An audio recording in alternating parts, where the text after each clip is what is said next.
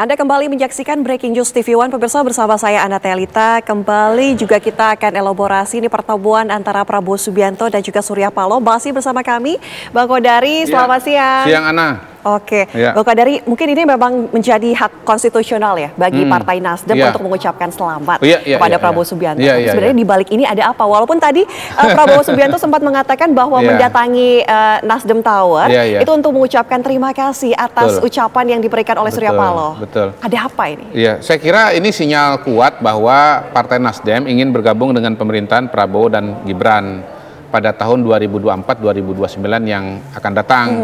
Dan memang Partai Nasdem menjadi elemen yang diperlukan oleh Prabowo dan Gibran untuk bisa menjalankan pemerintahan dengan lancar ya. Karena notabene sebetulnya koalisi yang sekarang dimiliki, koalisi pencalonan yang di dalamnya ada Golkar, ada Gerindra, ada Partai Demokrat, ada PAN, itu kan angkanya masih di bawah 50%. Jadi menurut saya Prabowo Gibran membutuhkan bukan hanya dukungan dari Nasdem, bahkan juga membutuhkan dukungan dari partai politik yang lain. Nah, karena kemarin Pak Jokowi sudah titip salam kepada Caimin lewat kakaknya yang menjadi Menteri Desa, ya. Menurut saya kemungkinan besar pada hari ini kita bisa katakan bahwa pemerintahan Prabowo Gibran ini akan mendapatkan dukungan bukan hanya dari Partai Nasdem, tapi juga dari PKB, gitu. Itu hampir pasti kalau menurut saya. Nah, kalau partai-partai ini bergabung, sekarang jumlahnya sudah mencapai 72% dari total kursi di parlemen ya pada tahun 2024 ini. Saya tadi membuat hitung-hitungan, kalau Golkar 102, tambah Gerindra 86, tambah Demokrat 44, tambah PAN 48, tambah Nasdem 69, tambah PKB 68, maka jumlahnya 417. Nah, 417 dibagi kursi DPR total 580 itu 72%. Mohon maaf nih agak matematika dikit kita ya, agak panjang nih kali 72% ini tinggi sekali loh, artinya tinggi. Sudah bisa memenangkan parlemen. Sudah memenangkan parlemen. Walaupun kalau misalnya ingin lebih dipastikan lagi, bukan mustahil koalisi Prabowo Gibran itu akan mengajak PKS juga ke dalam pemerintahan. Nah, kursinya PKS, catatan yang saya punya, ini kita belum bisa finalisasi ya, karena belum ada hitungan resmi dari KPU, tapi hitung-hitungan dari teman-teman lah, katakan begitu, 53 kursi PKS itu setara dengan 9% kursi di DPR. Nah, 72 kalau tambah 9 itu 81%. Nah, kalau kita bicara PDIP, kursinya 110 sama dengan 19% kursi di parlemen. Nah, dengan wacana yang sekarang berkembang di PDIP, ya kita anggaplah bahwa PDIP ini akan berada di luar pemerintahan.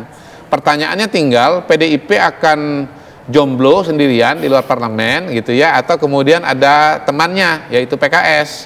Jadi kata kuncinya sebetulnya menurut saya nanti ada di PKS lah, apakah gabung di pemerintahan atau tidak. Tapi kalaupun misalnya PKS tidak gabung di pemerintahan, sebetulnya pemerintahan ini sudah cukup mampulah bertahan terhadap gempuran-gempuran dari katakanlah oposisi, karena kalau dia solid dia bisa mencapai angka 72%. Tetapi kalau melihat perjalanan presiden-presiden Indonesia sampai sejauh ini, memang situasi yang dirasakan confirm secara politik itu kayaknya baru kalau bisa mencapai 80%, karena kalau cuma 72%, tiba-tiba dua partai misalnya balik badan gitu, maka dukungan bisa di bawah 50% loh untuk pengambilan keputusan undang-undang, revisi undang-undang, APBN, dan hal-hal yang lain yang membutuhkan ketok palunya dari parlemen. Artinya gitu. Kembali menjadi oposisi begitu, tidak bisa dipastikan. Iya, jadi kan gini, kan partai politik kita ini kan ada sikap politik secara umum, garis nasional misalnya bergabung dengan pemerintahan, tetapi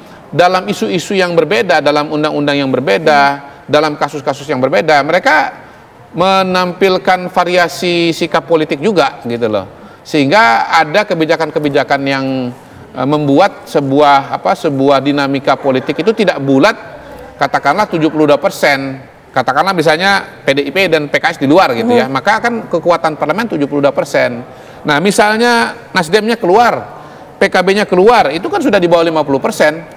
Maka siapapun presidennya, dalam hal ini Pak Prabowo, nanti sebetulnya belum terlalu merasa aman betul kalau cuma 72%. Kalau misalnya Nasdem PKB lari gitu, tapi masih ada PKS, masih 50%. Tapi kan dari histori kalau kita lihat Nasdem sendiri sepertinya tidak pernah di luar pemerintahan. Justru itulah maka di antara partai politik yang ada, Partai Nasdem ini pertama juga yang paling cepat ya mengucapkan selamat kan, artinya juga ingin kirim pesan bahwa kami gabung di pemerintahan. Jadi kalau ada partai yang berada di luar pemerintahan alias oposisi, tentu saja saya tidak melihat Partai Nasdem di situ.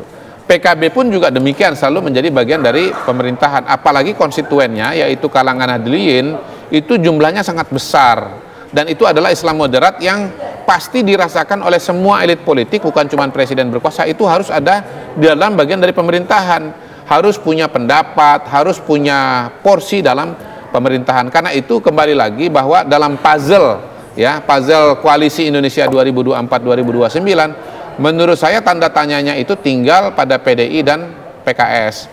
Khusus untuk PDI saya merasa kecenderungannya ya lebih kepada oposisi. Walaupun hak angket belum sampai sekarang belum juga. Nah, hak angket ini nanti menjadi bagian atau jembatan dari kita membaca sikap politik PDI ke depan gitu. Kalau misalnya PDI terus lanjut dengan hak angket, hampir bisa kita pastikan 2024-2029 dia akan berada di luar pemerintahan. Tapi kalau angketnya misalnya nggak lanjut, jangan-jangan mau masuk juga ke dalam.